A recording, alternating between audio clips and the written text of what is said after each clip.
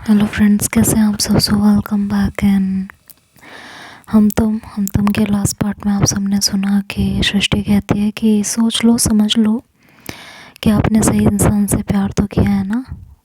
और राबिया थोड़ी देर खामोश रहती है और सोचती रहती है, फिर कहती है मुझे ये तो नहीं पता सृष्टि की ये सही है या गलत, लेकिन एक बात की गारंटी मैं आपको देती हूँ, आज इनको ना मैं बिल्कुल सुधार कर रखूँगी, जैसे ये पहले हुआ करते थे, जैसा कि तुम बताती हो। अब चाहे इसके लिए मुझे कुछ भी करना पड़े, मैं करूँगी। इन्हें ऐसे इस राह पे तो नहीं चलने दूँगी। अपनी पूरी कोशिश करूँगी इन्हें सुधारने की और इन्हें सही से रखने की, पहले जैसा बनाने की। अब तो प्यार हो ही चुका है, अब पीछे नहीं हट सकती। सृष्टि बोलती है ओके फिर, बेस्ट ऑफ लक। चलो अब लंच भी ख़त्म हो गया है, क्लास में चले जाते हैं। और ये दोनों क्लास में आते हैं। थोड़ी देर बाद ईशु भी आ जाती है। ईशु को देखती है राबिया पूछती कहाँ गायब थी आप। तो ईशु कहती है आपकी तरफ फालतू नहीं हूँ मैं, मुझे बहुत सारे काम रहते हैं। राबिया कहती है हाँ पता है सब मुझे, कितने और किन से काम रहते हैं आपको। क्या मतलब है तुम्हारा, क्या कहना चाहती हो। प्रिंसिपल ऑफिस में थी मैं, ठीक है। राबिया कहती है मैंने पूछा आपसे आप कहाँ थी और कहाँ नहीं। ईशु राबिया को घूर कर देखती है लेकिन कुछ कहती नहीं। उसके बाद ये लोग अपनी स्टडी करने लगते हैं और फिर छुट्टी हो जाती है, घर आ जाते हैं। ईशु घर आकर अपने अंकल आंटी के यहाँ जाने लगती है रेडी होकर। तो राबिया कहती है कहाँ जा रही हो आप। तो ईशु कहती है अंकल आंटी के पास। तो राबिया को विश्वास नहीं होता ईशु पर। तो राबिया बोलती है मैं भी चलूँगी, मैं कल बोर हो रही थी यहाँ पर। ईशु कहती है मैं क्यों ले जाऊँ आपको मेरे अंकल आंटी के यहाँ, मेरे साथ तो आप बिल्कुल भी कहीं नहीं जाओगी। राबिया कहती है अगर तुम मुझे लेकर नहीं चलोगी तो मैं अब भी आपके पापा को कॉल करके बोल दूँगी कि आप मुझे कहीं घुमाने नहीं लेकर जा रही, और जब से मैं आई हूँ तब से मुझसे लड़ने की कोशिश कर रही हो। ईशु कहती है राबिया हर चीज़ की हद होती है यार, तुम कब से झूठ बोलने लगी, मैं कब लड़ी तुमसे। मैंने तो सोचा था तुम धर्मराज युधिष्ठिर की तरह हो, झूठ नहीं बोलती, लेकिन आप आजकल बहुत झूठ बोलने लगी हो। राबिया कहती है और आजकल तुम बहुत महाभारत देखने लगी हो। हाँ तीर और चलाना सीख लेती, अच्छा रहता फिर। ईशु कहती है तुम मेरा मजाक बना रही हो। राबिया कहती है नहीं बना रही हूँ, मजाक नहीं बना रही। और एक सेकंड, और तुम जो को मुझे शकुनी बना देती हो कभी कुछ कभी कुछ। तो ईशु कहती है तुम हो ही ऐसी, मेरी क्या गलती इसमें, अब जाने दो मुझे। ईशु बाहर जाती है तो राबिया भी पीछे पीछे आ जाती है। तो ईशु कहती है नहीं मानोगी ना तुम। राबिया कहती है नहीं मानूंगी, मुझे भी लेकर चलो बस। ईशु कहती है चलो मेरी माँ, अब मैं कहीं आ जा भी नहीं सकती अकेली। राबिया हंसने लगती है और मन ही मन कहती है कि अभी देखो बेटा क्या क्या करती हूँ। उसके बाद ये लोग घर से निकल जाते हैं। तभी राबिया को रास्ते में एक पानी पूरी का ठेला दिखता है। तो राबिया कहती है ईशु से कि मुझे पानी पूरी खानी है। ईशु कहती है तो खा लो ना, मुझसे क्यों कह रही हो। राबिया कहती है तुम भी चलो। ईशु कहती है मुझे नहीं खाना है। तो राबिया ज़बरदस्ती उसको लेकर जाती है और फिर दोनों पानी पूरी खाने लगते हैं। और पानी पूरी खाने के बाद राबिया कहती है पैसे दो इनको, मेरे पास पैसे नहीं है।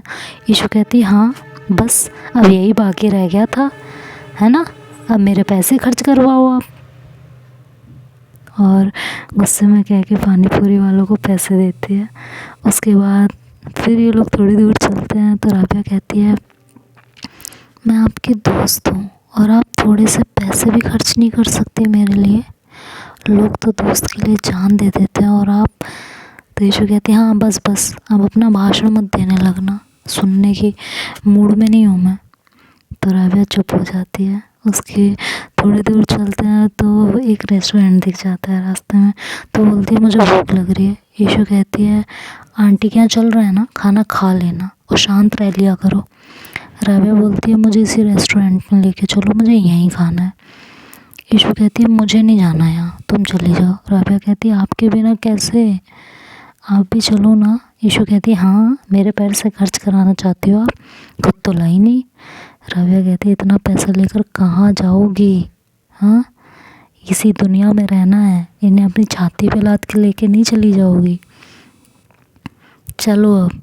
और कहकर उसका हाथ पकड़ती है और उसे अंदर लेके जाती है। दोनों वहाँ बैठते हैं तो ईशु कहती है कि जल्दी खाओ जो भी खाना है। तो वो मेन्यू देखने लग जाती है और कहती है यहाँ तो पिज़्ज़ा भी मिलता है।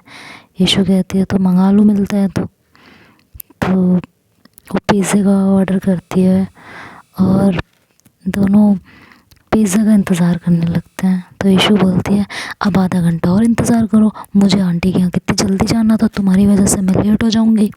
पिज़्ज़ा खाना है तुम्हें, हाँ तो क्या हो गया अगर मैं पिज़्ज़ा खा रही हूँ तो तुम घर चल के खाना भी तो खा सकती थी ना। मुझे पिज़्ज़ा ही खाना था तो अपने पैसे से खाती ना, मेरे पैसे क्यों खर्च करवा रही हो। अभी तो मैं बाहर कहा था ना, पैसा लेकर क्या करोगी यार, इतना खर्च कर लोगी तो। दोस्तों के लिए इंसान क्या क्या कर देता है और तुम मेरे लिए पिज़्ज़ा के लिए पैसे नहीं खर्च करवाए। देखो तुम अपनी बकवास बंद रखो, ठीक है, मुझे ना तुम्हारी कोई बकवास नहीं सुननी है। पिज़्ज़े के मैं ही सारे पैसे खर्च करूँ। तब तक इनका पिज़्ज़ा बन के आ जाता है। तो राबिया खाने लगती है, ईशु को देखती है तो कहती है तुम नहीं खाओगे, खाओ ना तुम भी। तो ईशु कहती है मैं ये सब नहीं खाती, मुझे सब बर्गर अच्छा लगता है। राबिया कहती क्या, तुम्हें पिज़्ज़ा नहीं पसंद, तुम्हारी तो ज़िंदगी बेकार है ईशु।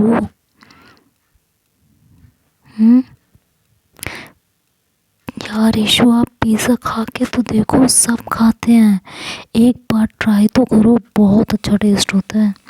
ईशु कहती है आप खाओ, मुझे ये सब नहीं पसंद और शुरू से नहीं खाती मैं ये सब। राबिया कहती है बड़ी अजीब इंसान हो यार, तुम पिज़्ज़ा नहीं खाती, हद है। हाँ तो मुझे नहीं पसंद तो मैं नहीं खाती, अब इसमें भी कोई ज़बरदस्ती है, नहीं खाऊंगी। तो राबिया उससे बहुत ज़िद करती है। तो ईशु कहती है अगर तुमने मेरे से ज़िद की ना, मैं तुम्हें यहीं छोड़ कर चली जाऊँगी और पेमेंट भी नहीं करूँगी मैं, याद रखना।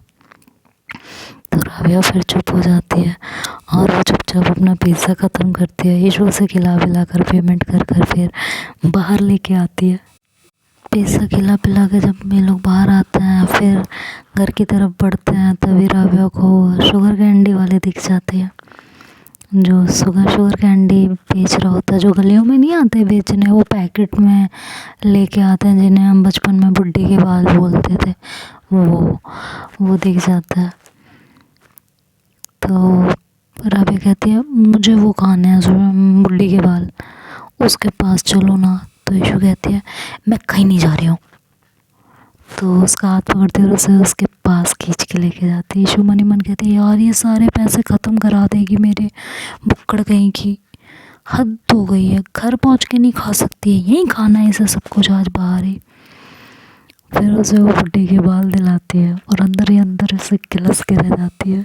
उसके बाद वो कहती है बुड्ढी के बाल दिलाने के बाद अब तुमने अगर कुछ और मांगा ना तो मेरे से बुरा कोई नहीं होगा, तुम्हें यही रास्ते में छोड़ के चली जाऊँगी मैं, समझ में आया तुम्हें। हद तो जाती है यार किसी चीज़ की। बुड्ढी के बाल खाने हैं, पिज़्ज़ा खाना है, पानी पूरी खाना है, कितनी बुक्कड़ हो, कहाँ जा रहा है ये, पेट में जा रहा है, कुआं हुआ है अंदर। तो राबिया कहती है चुप हो जाओ, अब मुझे खाने दो, तुम तो खाओगे नहीं। ये कहते हुए मस्त अपना खाते हुए चलती रहती है और फिर थोड़ी देर में ये लोग अंकल आंटी के पास पहुंच जाते हैं। ईशु जाकर अपने आंटी के गले लगती है और आंटी भी उसे जोर से गले से लगाती हैं। ईशु से कहती हैं आ गए तुम, खाना खाया या नहीं। ईशु कहती है नहीं खाया, मैं सीधे स्कूल से घर गई और कपड़े चेंज करके इधर आ गई हूँ।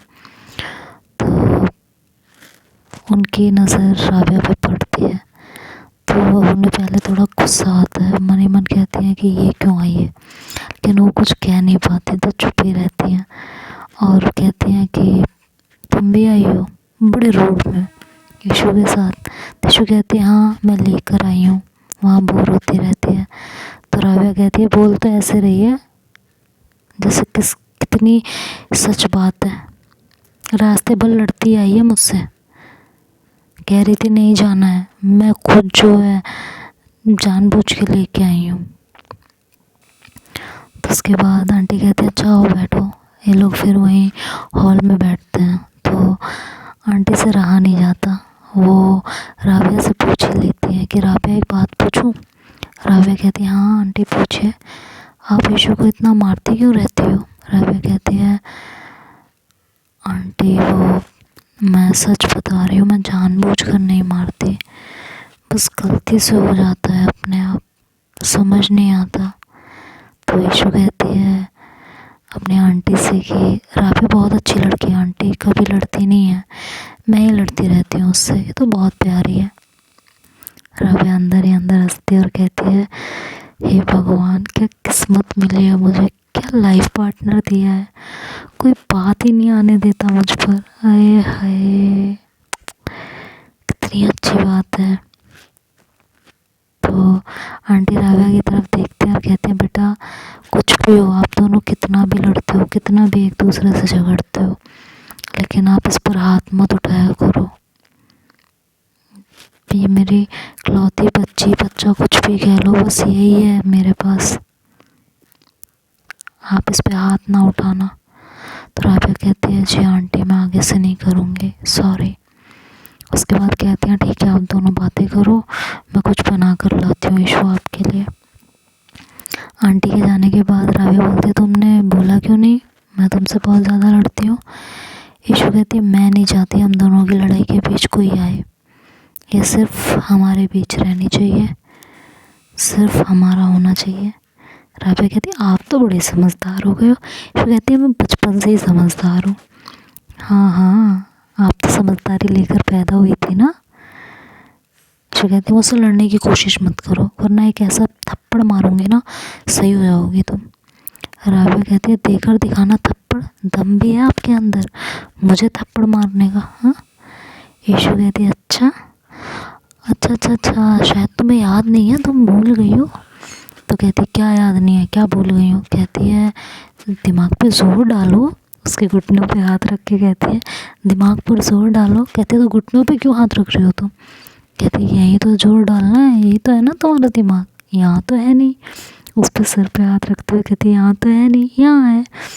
तो राबिया को गुस्सा आता है, कहती कहना क्या चाहती हो तुम। कहती जोर डालो जोर, याद करो याद। कहती क्या याद करो। तो कहती है वो वॉशरूम वाली कहानी याद कर लो, मैंने कैसे धोया था आपको वहाँ पर। तो राबिया अपने दोनों गालों पर अपने हाथ रख लेती है। ईशू कहती है याद आया। हाँ इतने में आंटी आ जाती है तो दोनों चुप हो जाते हैं। वो आंटी गाजर का हलवा लेके आती हैं, ईशू का फेवरेट होता है, तो ये सब खाते हैं। आंटी अपने हाथों से उसे खिलाती हैं और फिर वापस किचन में चली जाती है। राबिया कहती है एक बात बताओ। कहती क्या। कहती तुम्हारी ज़िंदगी में इतने अच्छे अच्छे लोग हैं, फिर आप इतनी लड़ाकू कैसे बन गए। राबिया बोलती बाद में बताऊंगी, ठीक है यहाँ कोई वो नहीं, नाटक नहीं। तभी आंटी भी आ जाती हैं, कहती हैं कि हाथ दिखाओ अपना, ड्रेसिंग कर दूँ, 2 दिन हो चुके हैं अभी तक ड्रेसिंग नहीं हुई शायद इसकी। तो आंटी ईशू की पट्टी खोल रही होती है। तो राबिया देखती है कि उसको दर्द हो रहा होता है। तो राबिया जाके ईशू का हाथ पकड़ लेती है और ईशू का पूरा ध्यान राबिया पर आ जाता है। राबिया उससे कहती है दर्द हो रहा है बहुत ज़्यादा। ईशू कहती नहीं हो रहा। तो कहती क्यों नहीं हो रहा। तो ईशू को गुस्सा आ जाता है और कहती है हो रहा है दर्द, ठीक है देवी माँ हो रहा है। राबिया हंसने लगती, कहती तुम इतना चिढ़ती क्यों हो मुझसे, आपके काम ही ऐसे हैं, मैं क्या करूँ, चिढ़ने वाले काम करती हो। तो उधर से आंटी कहती है बेटा हाथ मत लाओ लग जाएगी अभी ईशू। तो ईशू कहती है राबिया मस्ती कर रही है। तो कहती है बेटा कोई शैतानी नहीं राबिया, तुम इसके मुंह पर हाथ रख लो, यूँ ही बोलती रहेगी वरना कुछ ना कुछ। तो राबिया को तो मौका चाहिए होता है, बस वो ईशू के पास आती है और ईशू के होठों पर अपने होठ रख लेती है। सॉरी हाथ रख लेती है और उसके और करीब आ जाती है। आंटी का तो ध्यान ईशु के हाथ पर होता है, तो देखती नहीं कि इधर क्या चल रहा है। राव्या ईशु को आंख मारती है तो ईशु राव्या के हाथ पर काट लेती है और राव्या अपना हाथ वापस ले लेती है। राव्या कुछ कहने वाली होती है तभी सृष्टि का कॉल आ जाता है और वो कहती है आंटी सृष्टि का कॉल आया, मैं भी आती हूँ। कह के वो बाहर आ जाती है, मतलब वो कहती है मेरा एक कॉल आया है, मैं अभी आती हूँ, और बाहर आ जाती है। सृष्टि उससे हाल चाल पूछते तो राव्या कहती है अभी तो सब प्लान के हिसाब से चल रहा है, बाकी पता नहीं कब इनका दिमाग सनक जाए और ये मुझे उठाकर कहीं फेंक दे। सृष्टि कहती है वो ऐसा कुछ नहीं करेगी, जानती हूँ मैं उसे अच्छे से। और कहती है कि तुम ना उससे थोड़ा रोमांटिक बातें करने की कोशिश करो। राव्या कहती है अभी इनकी तरफ से रोमांटिक बातें का आर भी नहीं है। ईशु और रोमांटिक बातें बहुत ज़्यादा हद हो जाएगी।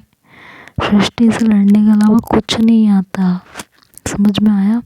और तुम तो कह रही थी मुझे से भाव देने, अब कह रही रोमांटिक बातें करो। तुम्हारा खुद ही कोई ठोट ठिकाना है या नहीं है। सृष्टि कहती है तुम ना पहली प्रेमिका हो जो अपनी प्रेमी की बुराई कर रही हो। राव्या कहती है कहाँ का प्रेमी, पहले बने तो सही, उनको एहसास तो होए, मैं प्रेमी क्या उनको अपना पति मान लूँगी। सृष्टि कहती है होए होए अभी से पति, अभी तो किसी चीज़ का ठिकाना ही नहीं है और तुम पति तक आ गई। वैसे एक बात तो है, उसमें पति की सारी क्वालिटी हैं। हाँ तुम्हारे साथ अच्छी जमेगी, तुम पत्नी वो पति। राव्या कहती है अच्छा बस भी करो, मैं जाती हूँ उनके पास। सृष्टि बोलती है हाँ हाँ जाओ जाओ, अब तो उसी के पास जाओगी। तो राव्या कहती है तुम ना बस तुम्हें मौका चाहिए होता है छेड़ने का। हद कर देती है और कह के राव्या का कॉल कट कर देती है और वापस से ईशु के पास आती है। तो ईशु बस किसका कॉल था, राव्या बोलते हैं सृष्टि का। इधर ईशु की पट्टी भी हो जाती है। उसके बाद थोड़ी देर ये लोग मस्ती करते हैं और फिर अपने घर आ जाते हैं। रात भी हो जाती है और सृष्टि भी आ जाती है इनसे मिलने। पहले वो आंटी के साथ किचन में कुछ काम करवा रही होती है, तो ईशु सृष्टि को देखती है तो अपनी मम्मी से कहती है मम्मा आपने न्यू नौकरानी रख ली है क्या, हाँ काम के लिए, जब देखो तभी किचन में ही आकर घुसी रहती है, इसको पगार देना शुरू कर दो। राव्या हंसने लगती है और कहती है देख लो सृष्टि आपकी बेस्ट फ्रेंड क्या बोले जा रहे हैं आपको। सृष्टि कहती है अरे राव्या मैंने बोला तो था ये धरती पर बोझ है, इसको कुछ आता जाता है नहीं किचन का, तो जलती रहती है मुझसे।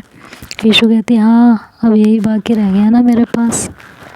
जल कुकड़े लोग तो इधर बैठे हुए हैं सोफे पर। राव्या की तरफ देखकर बोलती है राव्या कहती है शट अप, हम किसी की तरफ किसी नहीं जलते। अगर तुम इतनी ही ज़्यादा समझदार हो तो मुझे एक वीक में सब्ज़ी बनाना सीख कर दिखाओ। ईशु कहती है देखो मम्मा ये क्या बोल रही है मुझे, आज तक मेरी मम्मा ने भी मुझे नहीं बोला कि किचन का काम करूँ मैं, बढ़िया है तुम ही सीखो ये सब। उसकी मम्मा कहती है तुम्हें बोलकर मुझे अपने किचन का सामान नहीं टुटवाना ना, सारा सामान तोड़ फोड़ दोगे तुम, इसलिए नहीं बोलती मैं। सृष्टि और राव्या हंसने लगते हैं। आंटी ऐसे कहती हैं तो ईशु बोलती है आप भी मिलकर मेरा मजाक बना रही हो इनके साथ, आपको भी तो नहीं आता था ना खाना बनाना, पापा ने सिखाया है, पापा से बोलूँगी आपकी शिकायत करूँगी, आप उनकी लाडली औलाद का मजाक बना रही थी। तो राव्या आंटी की तरफ देखकर कहती है आंटी सच्ची आपको खाना बनाना नहीं आता था पहले। तो आंटी कहती है हाँ बेटा नहीं आता था, हमारी लव मैरिज हुई थी तो कुछ सीखा ही नहीं, फिर यहीं आकर सीखा। ईशु के पापा सिखाया करते थे तो वो सीख गई धीरे धीरे। ईशु कहती है अभी भी पापा बनाते हैं खाना कभी कभी। सृष्टि राव्या के पास जाकर बैठ जाती है और उसे कहती है देख लो कितनी बढ़िया ससुराल है तुम्हारी, ईशु को छोड़कर सबको खाना बनाना आता है। अगर आपने ईशु को भी बनाना सिखा दिया तो आपको बनाने की ज़रूरत ही नहीं पड़ेगी। राव्या कहती है वो सीख कर क्या करेंगे, मैं हूँ ना उनके लिए, मैं उनको बनाकर खिलाया करूँगी, फिर वो मेरी तारीफ़ किया करेंगे, वो ऑफिस जाया करेंगे, मैं उन्हें लंच पैक करके दिया करूँगी, सुबह उठेंगे तो उन्हें चाय या कॉफ़ी दिया करूँगी और फिर शाम को सज संवर के उनके आने का इंतज़ार किया करूँगी। हाय ये मेरे महंगे महंगे सपने, ओए होए कितना अच्छा लगेगा ना यार मेरे ये महंगे महंगे सपने। तो देखते हैं अब आगे क्या होता है। ईशु ने तो ख्वाब बुन लिए हैं, अब ये ख्वाब कैसे कैसे पूरे होंगे ये तो नेक्स्ट पार्ट में सुनेंगे। तब तक के लिए बाय बाय, टेक केयर।